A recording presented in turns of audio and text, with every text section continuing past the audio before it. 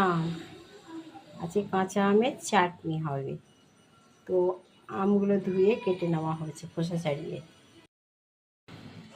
চাটনিতে লাগছে সর্ষের তেল, সর্ষে ফোড়ন আর নুন, হলুদ গুঁড়ো, আর লাগছে ভাজা মশলা, আর লাগছে চিনি। আমগুলোকে সেদ্ধ করে নেব। কুকার বসিয়ে দিয়েছি, আমগুলোকে সেদ্ধ করে নেব। বন্ধুরা, আম সেদ্ধ হয়ে গেছে। এবারে কড়াই বসাবো।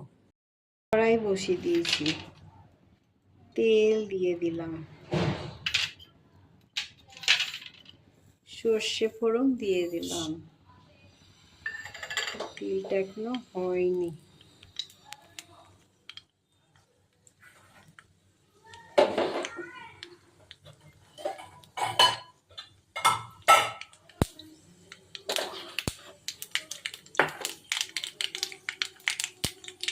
তেল হয়ে গেছে, দিয়ে দিলাম একটু কাশ্মীরি লঙ্কার গুঁড়ো কালারের জন্য, দিয়ে দিলাম ভাজা মশলাটা,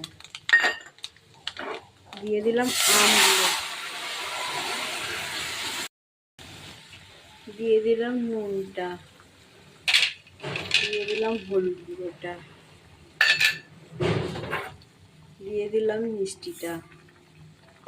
এবারে নাড়াচাড়া করে নেব, আর আম সেদ্ধ করা জলটা আছে ঢেলে দেবো।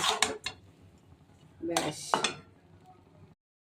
হয়ে গেল আমার চাটনি। দেখো অনেকটা জল থকথকে হয়ে গেছে, এবারে নামিয়ে নেব।